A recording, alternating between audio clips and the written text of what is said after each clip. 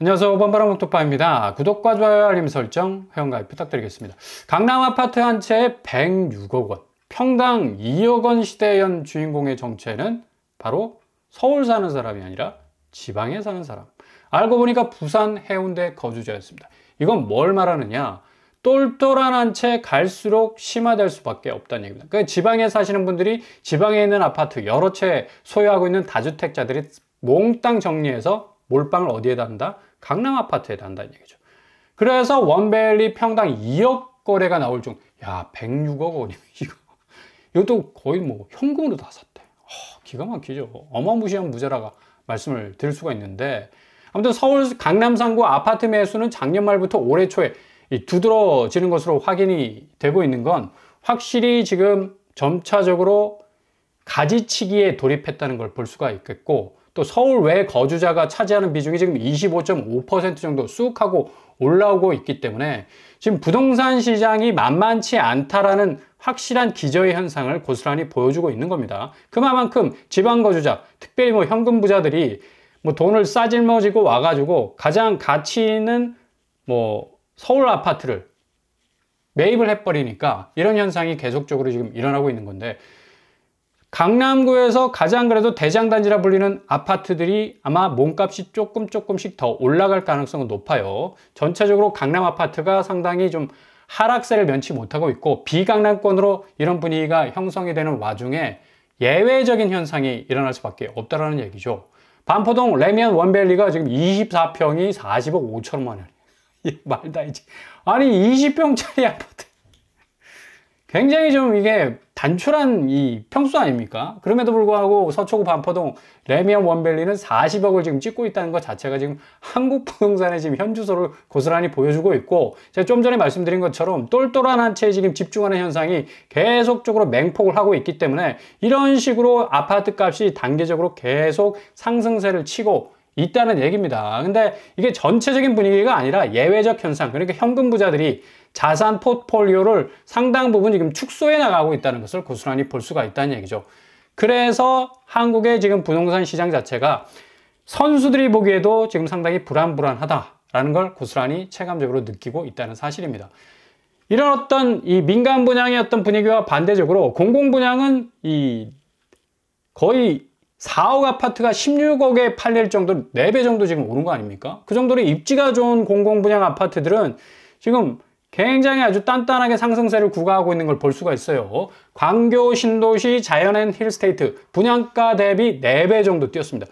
우리가 당초 뭐 공공분양하면 굉장히 좀 이렇게 낮게 보는 그런 경향이 있지 않았습니까? 공공분양 품질도 안 좋아. 뭔가 좀 이상하게 뭔가 좀 허술할 부분이 좀 많다라고 그런 어떤 인식들이 있었는데, 이게 인식이 완전히 바뀌어버렸어.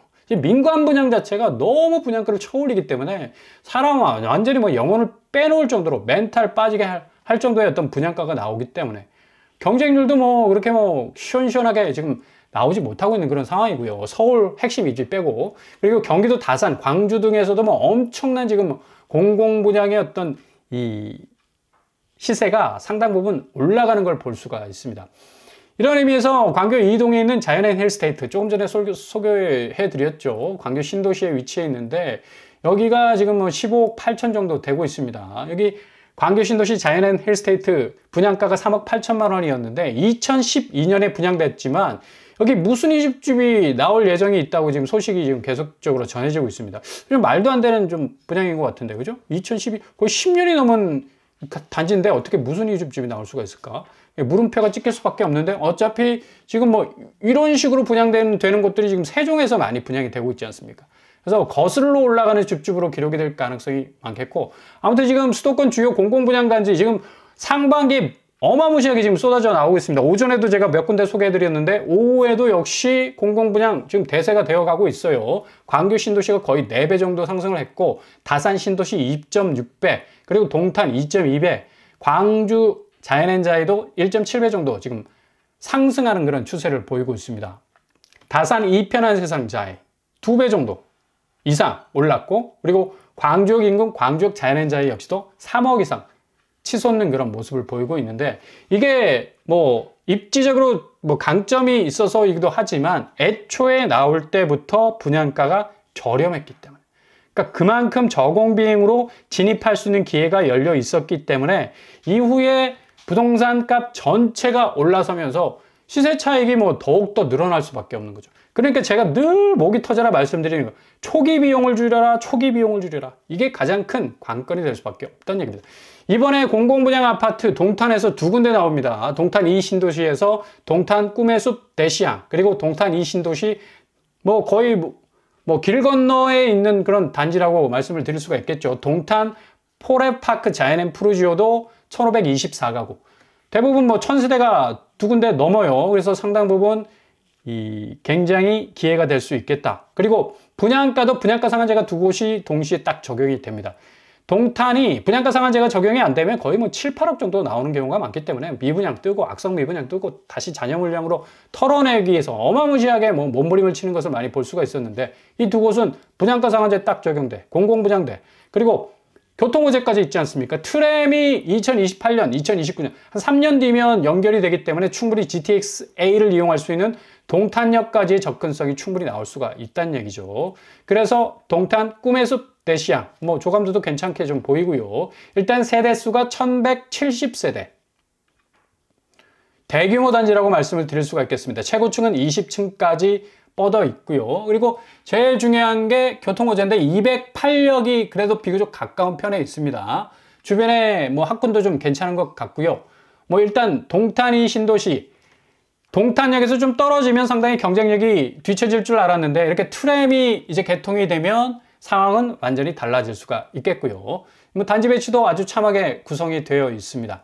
분양가 74 타입이 4억대, 84제곱이 5억대.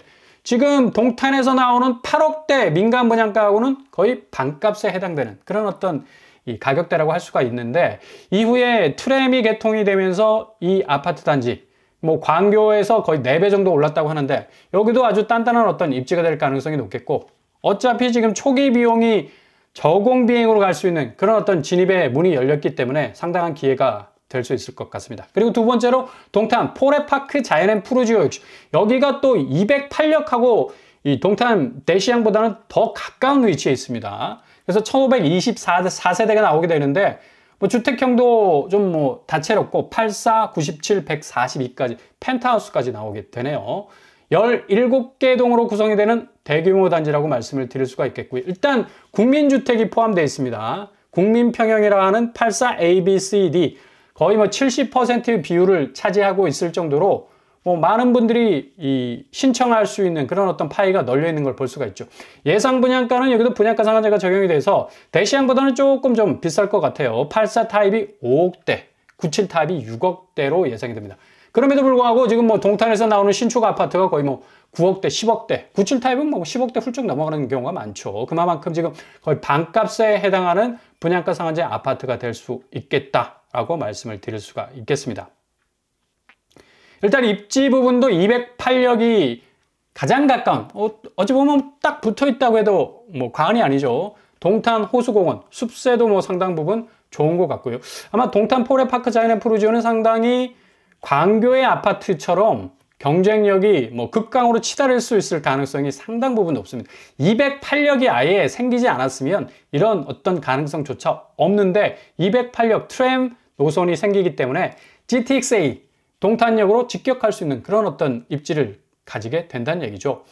그리고 또 공공분양 외에 동탄 롯데캐슬 무순이 나온다고 어제 소개해드렸고 이 동탄 롯데캐슬의 버금가는 제2의 대장단지죠. 롯데캐슬 바로 옆에 위치해 있는 대장단지인데 시범 더샵이 여기서도 무순위가 나올 예정에 있습니다. 지금 여기 분양가도 뭐 굉장히 매력적이죠. 84제곱이 3억대 후반에서 4억대였어요. 근데 지금 아파트 값이 15억 8천, 거의 16억에 해당됩니다.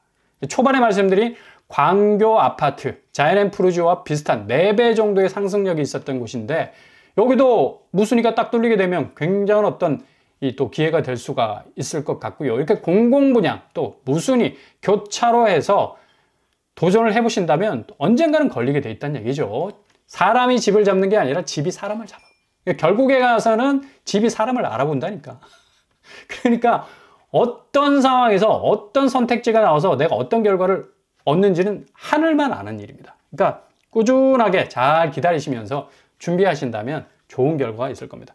근데 지금 쉽지 않은 게 주요 은행의 주담대 금리가 지금 뭐 꼼짝도 안 하고 있고요. 지금 예금 금리가 내려가는 예대 마진의 어떤 빨대를 딱 꽂아가지고 지금 엄청나게 지금 수익을 빨아당기고 있는 시중은행, 참 어떻게 보면 좀 얄밉기도 하고, 지금 대출 금리가 내려가서 뭐 대출 받기 좀 쉬울까 했는데 정책 대출 부분에서 뭐 쑥 하고 올라갔고, 5대 은행 자체 주담대는 쑥 하고 내려갔어요. 그만큼 지금 주담대 금리 자체가 만만치가 않아. 이유가 뭐냐? 지금 미국 국채 10년물이 4.3% 계속적으로 지금 올라가고 있습니다. 미국 국채 10년물 금리가 올라간다는 얘기는 결국에 가서는 주담대 금리, 한국의 주담대 금리는 결국에 올라갈 수밖에 없겠다. 그러니까 대출 금리 그대로고 예금 금리는 계속적으로 찍어 누르는 거야. 그러니까 이자 장사 논한 겁니다. 뭐 NH, 신한, 우리, 국민 등등 해서 너나 할 것 없이 이렇게 예대 마진을 높여가니까 NH농협이 뭐 예대 금리차가 1.55%로 가장 컸고요. 그리고 예금 금리는 찔끔 내리고 대출 금리는 쑥 하고 올리니까 뭐 서민들 분통 터질 수밖에 없는 겁니다. 8개월 연속 계속적으로 이렇게 예대 마진 자체가 커지게 되니까 뭐 서민들 부담만 계속적으로 가중될 수밖에 없고, 우회적으로 자금을 쓰려고 하니까 급전 대출 금리가 20%에 육박해. 와, 이거 거의 살인적인 금리 아닙니까? 연체율 비상의 위기의 저신용자라는 말이 등장할 정도로 지금 카드론 금리가 19.32%를 찍었는데 20%에 육박하는 정말 어마무시한 그런 어떤 양상을 보여주고 있습니다. 현금 서비스 평균 금리가 2023년에 19.22였는데 모두 다 너나 할 것 없이 하나카드, 현대카드 평균 금리가 10%, 19% 이상이라는 것. 조심하셔야 됩니다. 그러니까 우회적 이 대출을 쓰기에는 금리가 높아도 너무 높아. 지금 시중의 주담대 금리보다는 뭐 거의 뭐 5배 정도 높은 그런 어떤 금리 아닙니까? 그러니까 될 수 있으면 가까이 하셔서는 안 된다는 얘기. 그러니까 연체율이 이러다 보니까 더욱더 상승할 수밖에 없겠죠. 금리가 높아지다 보니까 금리 따라가기에 그냥 가랭이 찢어지는 거라. 2024년 말에 1.08에서 2.5%까지 상승하는 그런 추세를 보여주고 있는데, 아무튼 저비용, 아무튼 초기 비용, 아무튼 저공비행으로 가시라는 거. 그래야 고금리의 어떤 폭풍을 우리가 제대로 맞지 않을 수가 있다라는 얘기죠. 이런 의미에서 또 이 서울의 롯데캐슬, 또 자양동, 리버파크, 뭐 상당히 매력적인 곳이죠. 여기 지하 2층, 지상 35층 6개 동으로 되어 있는데 2023년, 그러니까 2년 전, 1년 6개월 전에 여기 입주를 마쳤습니다. 건대 입구역이 가깝고요. 일단 이 대교 하나만 딱 건너면 뭐 강남 쪽으로 바로 직격해 들어갈 수 있는 그런 곳이고, 롯데캐슬 리버파크 자리가 무순위로 나오게 되면 5구제곱이 7억대, 그리고 84제곱이 9억대, 10억대인데 지금 뭐 20평대가 17억 하고 있어요. 그래서 5구제곱이 7억 5천 정도였으니까 10억 정도의 어떤 시세 방어력을 가지고 있고, 34평은 또 24평은 거의 차이가 없네. 그래도 뭐 매물로 나와 있는 가격은 거의 뭐 20억이 넘어가는 그런 어떤 분위기를 보여주고 있어서 충분히 뭐 시세 방어력을 가질 수 있는 곳이다 라고 말씀을 드릴 수가 있겠고, 그리고 또 연휴가 끝나면 입주자 모집 공고가 바로바로 올라오는 대로 빛의 속도로 업로드 해드리겠습니다. 롯데캐슬 리버파크 시그니처는 건대역까지 600m 정도, 상당히 뭐 도보로 가까운 거리에, 지근 거리에 있고요. 경수초등학교, 신양초등학교, 뭐 비교적 가까운 그런 어떤 학군, 경수중학교, 신양중학교 위치해 있습니다. 일단 뭐 누누이 말씀드린 대로 금리 변동 조심하셔야 됩니다. 연휴 후에 은행권 다시 금리 조율 들어갈 가능성 아주 높습니다. 완전히 싹 스탠스를 바꿀 가능성 높아요. 주담대 금리는 절대로 낮추지 않을 겁니다. 예금 금리만 죽으라 하고 그냥 찍어대겠지. 이런 걸 피해 나가기 위해서 초기 비용 줄이기 위한 공공분양에 집중하시라. 분상제 가격으로 나온 아파트 4배 정도 차이가 있다고 말씀드렸죠. 동탄에서 나온 이 아파트들 좀 주목하실 필요가 있겠고요. 그리고 무순위 집도 기회가 되는 대로 뭐 공격적으로 접근을 하십시오. 그리고 절대로 서두르지 않는 그런 마음이 필요합니다. 조급한 마음 가졌다가는 오판할 가능성 크니까 차근차근 준비하실 수 있길 바랍니다.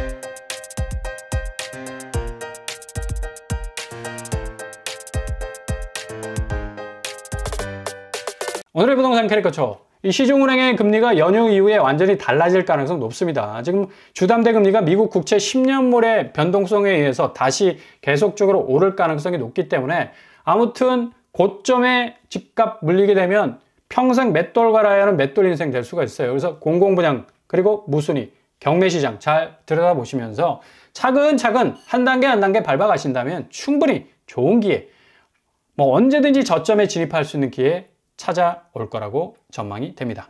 오늘도 응원합니다. 항상 여러분의 길이 꽃길만 되실 수 있길 바랍니다. 이상으로 뻔뻔한 복습방을 마치겠습니다. 구독과 좋아요 부탁드립니다. 감사합니다.